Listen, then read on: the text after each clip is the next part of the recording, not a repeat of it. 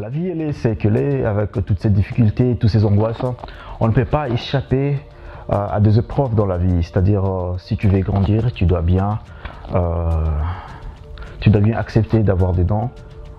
Et puis, lorsque tu auras ces dents vont s'arracher, vont disparaître et tu auras de nouvelles dents et ça fait mal.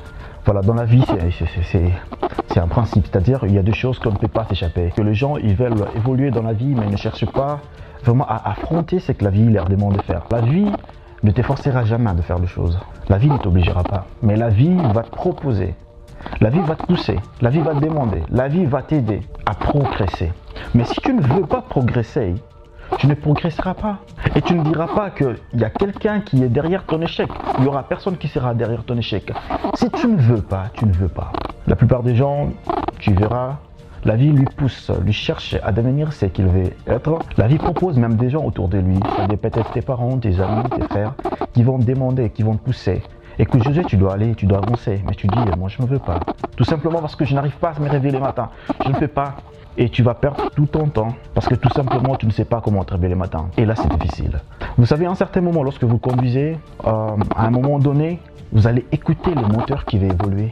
Première, le moteur qui demande deuxième, je vais aller en deuxième, ça demande troisième, quatrième. Si en conduisant une voiture, tu peux écouter, sentir un moteur qui va évoluer, c'est-à-dire dans la vie normale, il y aura des gens qui vont vouloir te voir évoluer aussi. Et la vie va te pousser, la vie va te booster, la vie va te demander, il faut aller, jusqu'à ce que tu iras. Parce que tu ne peux pas échapper. Tout simplement parce que Dieu a fait en sorte que l'homme puisse réussir dans la vie. La vie a été faite pour l'homme.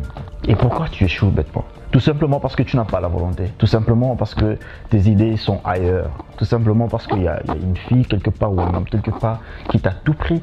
Et tu n'arrives même plus à réfléchir autrement qu'à penser à lui. Aujourd'hui, nous parlons du choix. Dieu savait que les enfants d'Israël devant la mer ne pouvaient pas traverser. Et lorsqu'ils sont arrivés là, ils ne pouvaient pas aller à gauche ni à droite, ni devant parce que c'était la mer.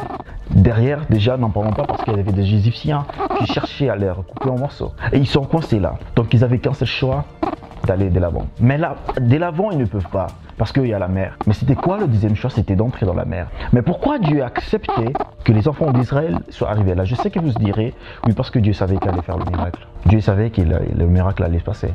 Écoutez, devant eux, c'était la mer. Qu'est-ce que ça signifie la mer? La mer, ça signifie le mariage. La mer, ça signifie les études. La mer, ça signifie le travail. C'est-à-dire au moment où tu ne sais pas où tu vas aller, parce que lorsque tu te retrouves dans la mer, tu ne sais pas où tu vas aller. Mais la vie te demande d'entrer dans la mer. C'est-à-dire la vie te demande d'aller dans le mariage. La vie te demande d'aller dans le travail. La vie te demande d'aller dans les études. Parce que tu ne sais pas ce qui va arriver demain. Tu vas réussir à l'école ou tu vas échouer. Tu vas comprendre les leçons. Est-ce que le mari sera un pervers narcissique? Le mari sera un escroc? Le mari sera un obsédé sexuel? Tu ne sais pas encore. Mais la vie te demande d'y aller. Et qu'est-ce qu'il faut faire?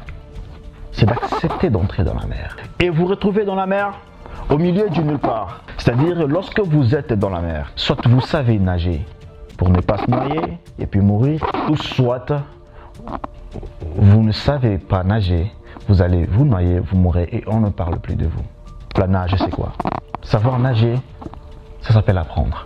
Savoir nager, ça s'appelle accepter les épreuves. Savoir nager, ça veut dire évoluer. Tu ne peux pas rentrer dans le mariage si tu ne sais pas d'avance c'est quoi le mariage. Tu ne peux pas aller dans une relation si tu ne sais pas c'est quoi une relation, comment tu peux gérer le stress d'une relation. Tu ne peux pas aller à l'école sans pourtant savoir que tu dois réviser. Tu ne peux pas devenir chef d'entreprise si tu ne sais pas savoir qu'il y aura des nuits où tu ne dormiras pas. Tu ne peux pas rester assis et attendre que le bonheur, le succès. Ouais, tu as réussi. Mais qu'est-ce que tu vas faire de ton succès? Qu'est-ce que tu as fait pour que tu aies ce succès?